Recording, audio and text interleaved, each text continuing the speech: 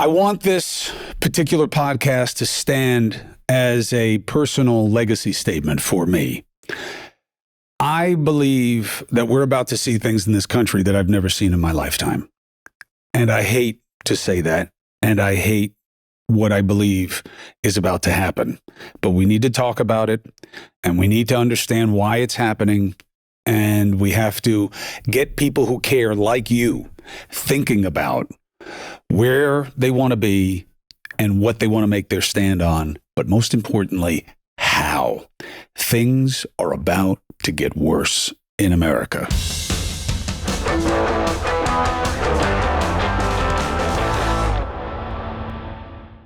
Chris Cuomo here. Welcome to the Chris Cuomo Project. We're about to see more violence as a reflection of our politics. Directionally, there's too much energy focused on worse. The outrage has won. It has blinded the ambitions for better. It has taken, Shakespeare had a line that is just brilliant. Have you eaten on the insane root that takes reason prisoner? Yes, we have. Now, who's we? Probably not you, but those who have been co-opted by fringe fascinations in politics, now generated by AI, the outrage machine, division for dollars. It's what builds up the podcast. It's what gets you a comic like Dave Smith, who is just driving division about Israel. Why? Because it works for him. And he'll his best basis of any argument, other than just sounding like a petulant kid who needs a slap, is, did you see this one book? And that's supposed to put him on par with people who have lived realities and understand context. Why? Because outrage is the ultimate commodity, not his intelligence. Cleverness is enough, not real cogency. This is where we are. Whether it's Rogan, you guys keep having the same problem with all these people. I feel like this guy doesn't know what he's talking about. She doesn't really know what she's talking about. Why is she getting so much attention? Because the commodity is not cogency. It's not being coherent. It's not being intelligent. It's being loud and angry and entertaining, frankly. And that's what's winning.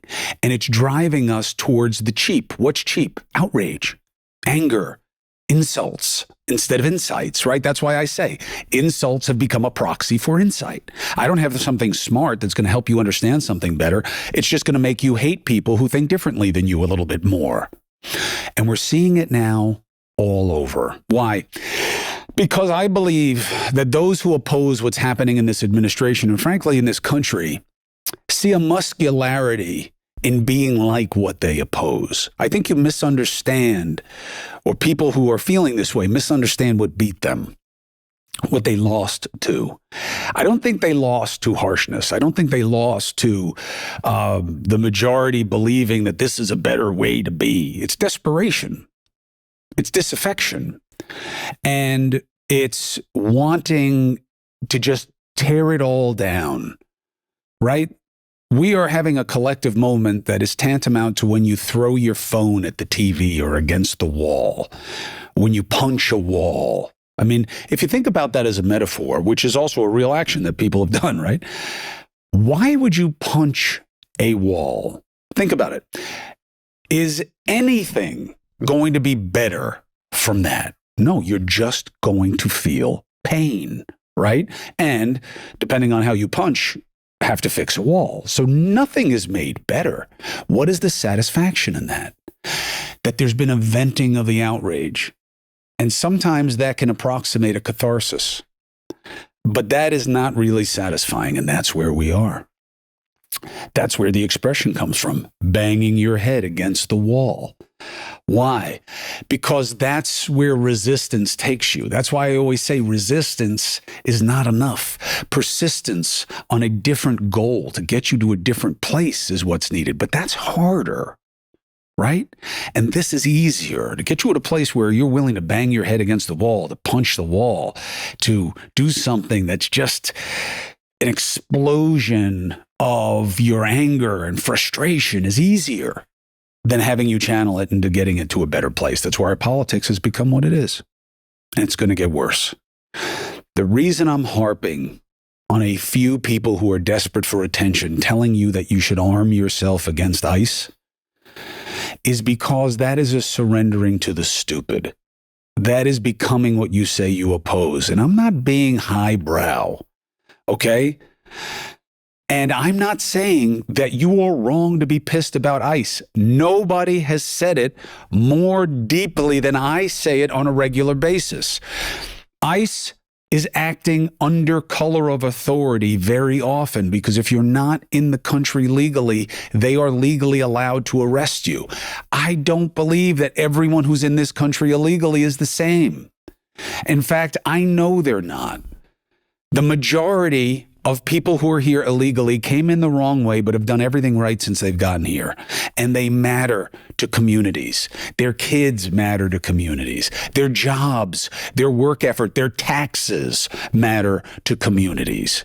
And what really matters is how ICE has decided to do its job. Or really, how the president has empowered ICE to do its job. I do not blame the men and women. In some cases, I do. In some cases, they've abused their authority and they're acting in a way that is wrong and frankly illegal. But the masks, it's not what matters most to me. Why? Because I get the fear of doxing.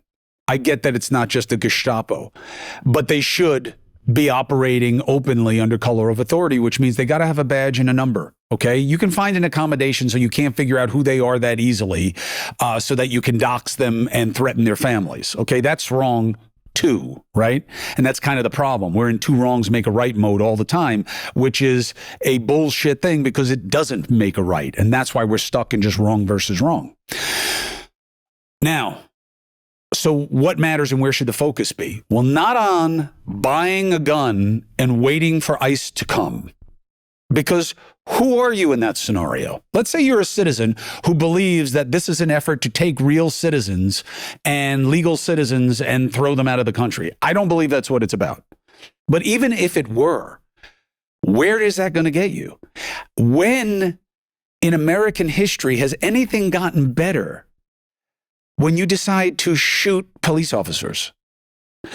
And that's how absurd it is to me. I get that there's some kind of perverse sense of satisfaction in fighting back. I get it. I want to fight back. I think I'm fighting back on a regular basis, even though you people think I'm becoming what I actually oppose, which, all right, you're free to feel that. I think it's bullshit. And that's okay. That's kind of the state of play. And I accept that because that's what I signed up for. But, in terms of how things get better and how you fight back against what's wrong, that's about policy. That's about lawsuits. And I know that's boring and not as sexy as saying buy a gun.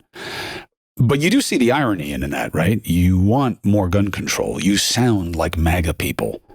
We have the Second Amendment so I can fight back against a tyrannical government. You used to think that was absurd and stupid. But now you're just as angry as they were when they said it. And now it sounds a little bit better to you. And I'm here to check that. Because that's not how we get to a better place. You're becoming what you used to mock, okay? And you were right to mock it. Support comes from AG1, okay? AG1 helps you stay one scoop ahead. You know I use it. Every day I'm one and done. I put a scoop in some warm water. I drink it. I know I'm getting all of what I need to give myself a chance to increase my wellness, all right? And this is the time of year where you really got to be on your game because this is when people start getting sick and I'm traveling around a lot and you got the airports and the people and the handshakes and all that. You need the antioxidants, the probiotics, the functional mushrooms, the immune support, right? And you're losing your circadian rhythm, you're getting the darkness, you need the vitamin D, you know, everything now matters more, right? And we're not taking care of ourselves as well, especially around the holidays. That's why AG1 becomes so important. For me in the morning, one and done. They're also now part of my nighttime ritual because they have their own formula for helping you go to sleep that uses the same scientific research, the same combination of things that helps your body absorb it. That's the key with AG1. You can spend a lot more and get a lot more bottles and take a lot more pills, but you will not have the balance right to help your body absorb in the amounts and the combinations that work best. Okay? That's why I use AG1, because of the science. Head to drinkag1.com/CCP and get a free welcome kit with an AG1 flavor sampler and a bottle of vitamin D3K2 when you subscribe. That's drinkag1.com/CCP. Now, here's an interesting turn. In a really fucked up way, these calls to arm yourself against ICE, which I oppose, could actually be the best chance to get gun control legislation in America. You may get a whole new set of allies that you never expected in that cause. How? History suggests that this could be true. How? Look back at the 60s. There was a period in our history where resistance among racial minorities was manifested in the Black Panthers. The Black Panthers made a call that because of policing and state action against protest in those communities, rightly or wrongly, should be countered by arming yourselves. Get the right certification, get the license, get the gun, learn how to use it, and be ready. Cop watch. Google it. Community-oriented policing. This was in the 60s. Every black and brown man should have a gun, know how to use it, and be ready to use it if the state comes and violates your rights. It was scary. To the police, it was scary. To the politicians, it was scary. To white America and a little bit of minority America. How much? I don't know. We never really looked at it that way. I wasn't even alive. But what happened in reaction formation to it? The Black Panthers were operating heavily in California. And the state of California, in response to them calling for all legal things, get the license, get the weapon, learn how to use it, and get ready if a tyrannical government comes your way. Same shit that you're hearing right now. And there's probably some sex appeal to that. Many romanticize the Black Panthers. I didn't. My study of them quickly reveals that they were as corrupt as anything and that they were co-opting a righteous indignation wrongfully. That's my take. You can have your own. But what happened? California did something called the Mulford Act. You mean the Mulford Sons? I hate that song. I love that song. No, look it up. The governor at the time was a man who would become very relevant in national politics, named Governor Ronald Reagan. And he passed a law right quickly that said, well, you can't have open carry laws in California. You can't openly carry a weapon on our streets in our communities. I mean, where are we? Where are we living? We're supposed to be civilized. How fucking ironic, right? The man who is the saint of the MAGA movement, right? Although that's kind of changing as they become a more kind of retarded version of themselves. But he was like the man for Republicans. He was the gold standard, right? He was against open carry, and everybody was with him on the right against the left. Why? Because they were scared. They were scared of what it could mean for them.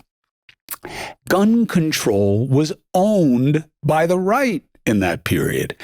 And I think that there is an opportunity for that kind of reaction formation. Once again, I just hope we don't see it. Why? I argue all the time that we still have way too many guns getting into the wrong hands. I agree. That is a big problem. It's certainly a problem with the only shootings that you seem to care about, which are the school shootings / mass shootings. Why? Because those shootings are overrepresented by people who should have never had the weapon because they are dealing with things mentally, emotionally, physically that make them impossible of operating within a civil society. And we see it again and again and again, the same formula. Undiagnosed or untreated mental illness, isolation, judgment, access to weapons, a perverse sense of vengeance, suicide, homicide, psychology, boom. The innocent pay. Families are destroyed, and we all get angry and do nothing. But that may change. You get people who arm and then encounter and violently oppose ICE, you may see new gun laws in this country. I hope that's not how it happens. I hope that's not the price that we have to pay. I am not advocating for it in any way, no matter how people twist this. But ironically, I think that's what's about to happen, and or could happen. But I say that probable more than possible. Okay. And I don't like it, and I don't want to see it. But I'm worried that there's when you look at my comment section and you realize how shy people are to openly oppose this type of rhetoric. That, look, I get the emotion, but I'm not going to second that emotion. Second that emotion. You didn't know I had it like that, did you? So, the best hope for an antidote to what I believe is coming this way, which is more violence. Oh, and here's my other aha moment for you on this. Chris Moynihan. Who is Chris Moynihan? You don't know. You're tapping on the keyboard right now. Who's he talking about? Chris Moynihan. Chris Moynihan was arrested and convicted for what he did on January 6th, an angry young white man. He went to prison. He was pardoned. He shouldn't have been, but that's a choice of the president. Then what did he do? He went back to exactly what he was, which is a hateful, confused, stupid young man. And he just threatened to kill the minority leader in the House of Representatives, Hakeem Jeffries, and was arrested by federal authorities for making a terroristic threat. You don't know who he is. It has gotten almost no attention. Why? Because the right doesn't want to talk about it. Mike Johnson put out the worst statement he could have, in my opinion. He would have been better off saying, good for him, because at least it would give us something to reject. We denounce any violence. This bullshit, perfunctory, soulless statement, because he doesn't really give a shit. And he just as quickly pivoted to blaming the left for generating these same things. Why? Because this is what you reward. Which side is worse? Mr. I'm going to lead by the Bible. Bullshit. You're going to lead by advantage in the opposite of what Jesus would do. Because Christians are hypocrites just like everybody else can be. And you don't even know his name. Because the media doesn't really give a shit because he didn't make good on the threat. But I'll tell you what, he is emblematic of where we're headed. There are more and more of these guys. Disenfranchised, young, white, brown men who don't see anything better and see violence as a legitimate end of their protest. And I see more of it coming. In part because we're ignoring it, in part because we're not offering anything better. And I think that it is also an interesting instruction of another argument that we're having in our society right now about speech. That is the line. And we know this as recently as 2015. I think the relevant case law was 2003 to 2015, making this point about where speech becomes action without action, okay? Meaning actionable. Meaning what? When you make a threat that is specific enough to reasonably be taken serious by the target, and it seems motivated by intimidating that person, when he said, Hakeem Jeffries is going to be at this place doing this thing, and I'm going to kill him because I have to do that for the future, that is enough. And he was arrested and charged, and he should be. Oh, but it's just an idea. We don't punish ideas. There is a line in the law still. It is a very generous line. It allows a lot. To say, look, I think someone should take him out, doesn't trigger the line. You know, if I were in a different play, I tell you, I would do it myself, doesn't trigger the line. He should die, doesn't trigger the line. I'm going to go kill him, can, if when investigators look at it, it seems like you meant it. And this guy, with his history, he meant it, because January 6th was not a protest. It was a riot. It was bad. And the irony, the hypocrisy, the bullshit of comparing it to No Kings. No Kings was the single biggest day of protest in American history. January 6th was nowhere near that kind of metric. And there was no violence associated with No Kings because it's the majority caring about their country and not just conflict.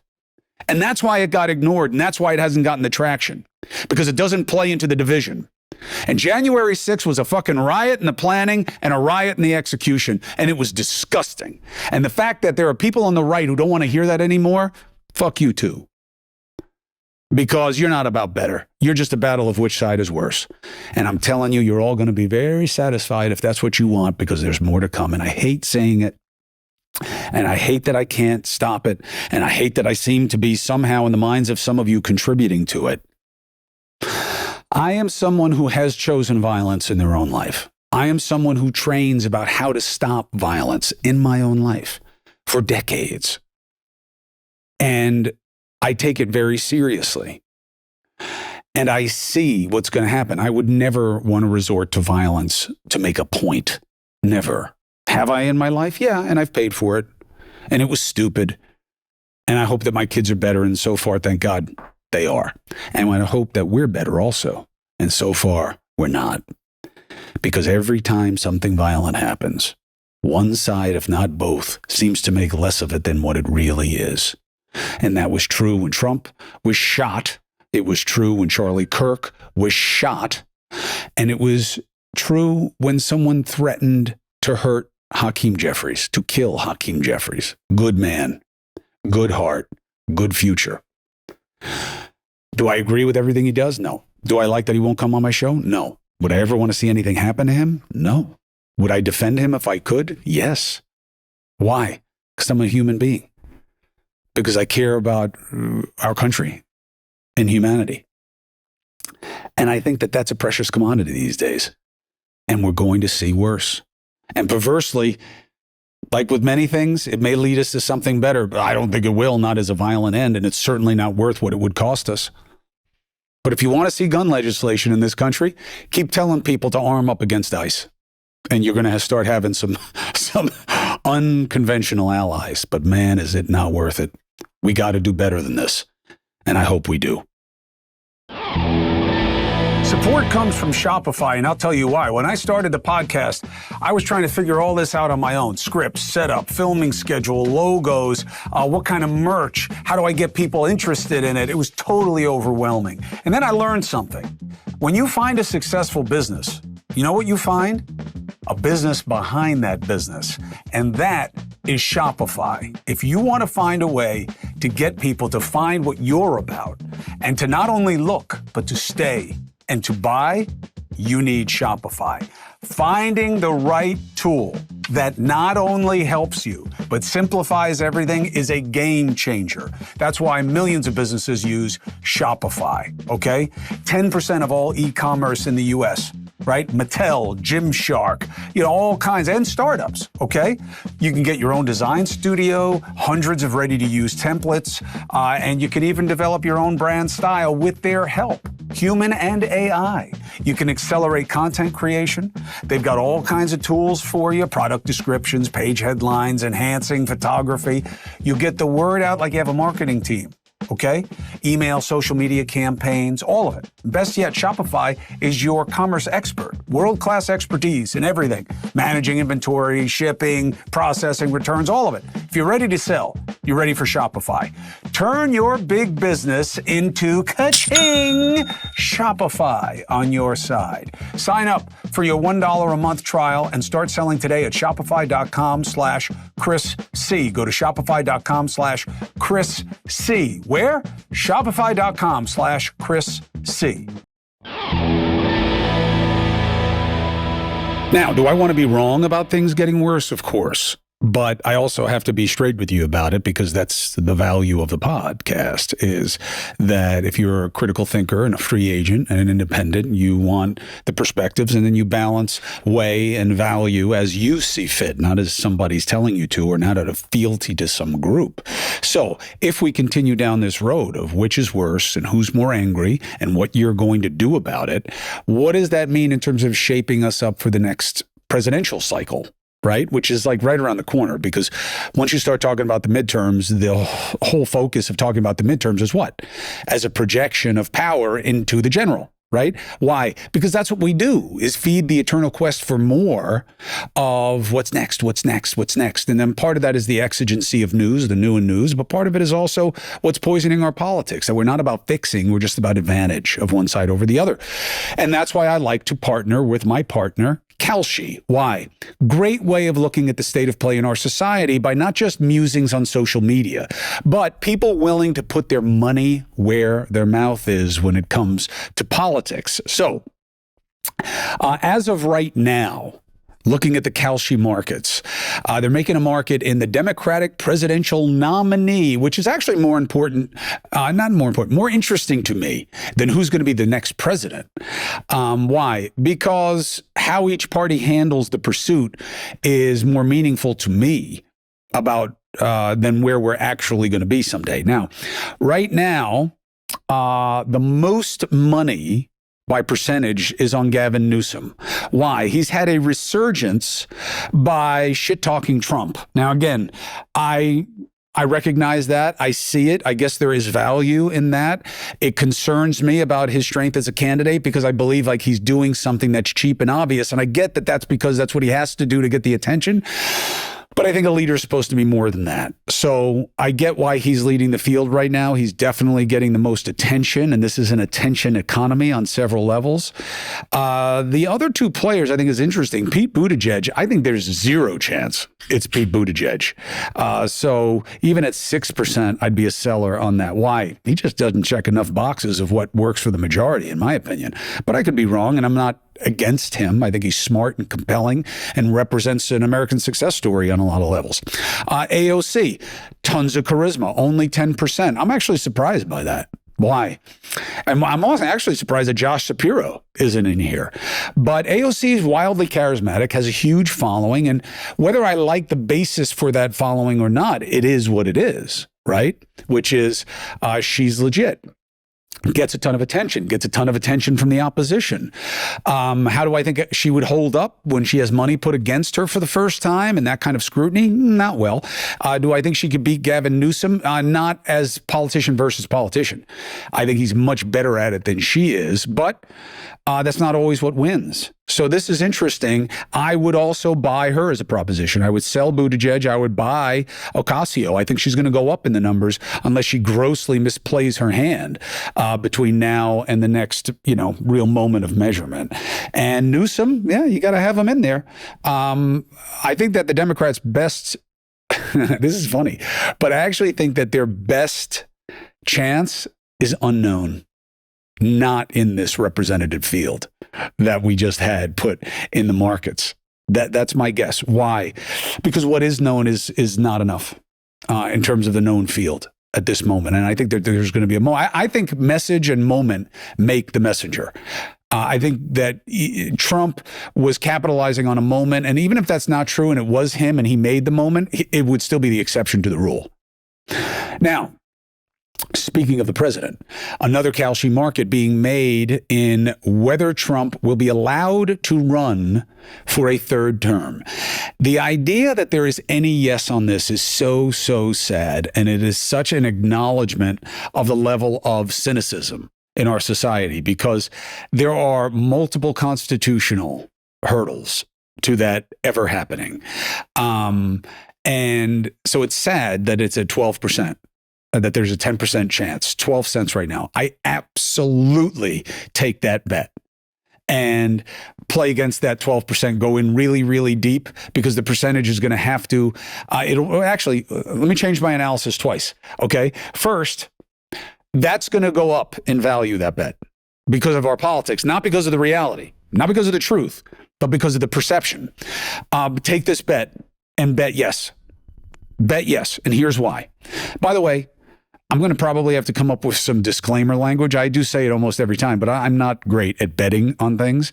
I don't believe in the value of chance that way and presuming on chance. And I suck at this. I'm not a great political prognosticator. I am an analyst, but very different things.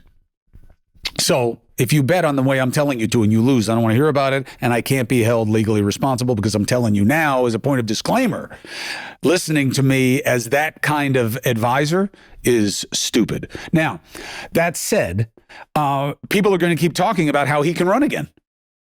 So it's only going to go up in value. I don't think we've reached the peak of that. However, zero chance that he is allowed to run for a third term. Zero chance. So the idea that this bet is at 90 cents, no, it should be at 99.9 cents, no, because that's the way it's going to wind up. Now, what that does in terms of you making a market, that's up to you. If the 22nd Amendment is repealed, or if the Supreme Court reinterprets the 22nd Amendment, what about the 12th Amendment? I mean, why? Because the sneaky idea about how to get him in there is to have him run as J.D. Vance as VP, and then when he wins, he takes over and J.D. Vance steps aside. Like, who the fuck would do that? But if that's the plan, well, what's the bar there? The 12th Amendment. Why? To be eligible to be vice president, you have to be eligible to be president. And how is Trump eligible to be president if he's been elected to two terms? That would violate the 22nd Amendment. So you would actually, to do it that way, you'd have to get rid of 2 amendments. And the other way, you're not getting rid of any amendment. Why? Do you know how? Do you know how to get rid of an amendment? You need a supermajority in each house of Congress. And then you need a super majority of 3 out of 4 of the states to approve it. It's never going to happen. I don't think we could get a constitutional amendment on what our name is as a country. I don't think we'd agree on America. There are too many blue states who'd say, Amerigo Vespucci, oh, he was a bad person. So I don't think it happens. But I don't think anything happens because there is no power, there's no currency and consensus right now. Now, what if the Supreme Court reinterprets it? How? I don't know how they could in any way that would make any kind of sense, no matter how partisan a court they are. I take the other side of this bet all day long. But whoever said I'm the smart money? Not me, not Kalshi. But are you willing to put your money where your mouth is? Look at Kalshi, because that is the best bet in politics.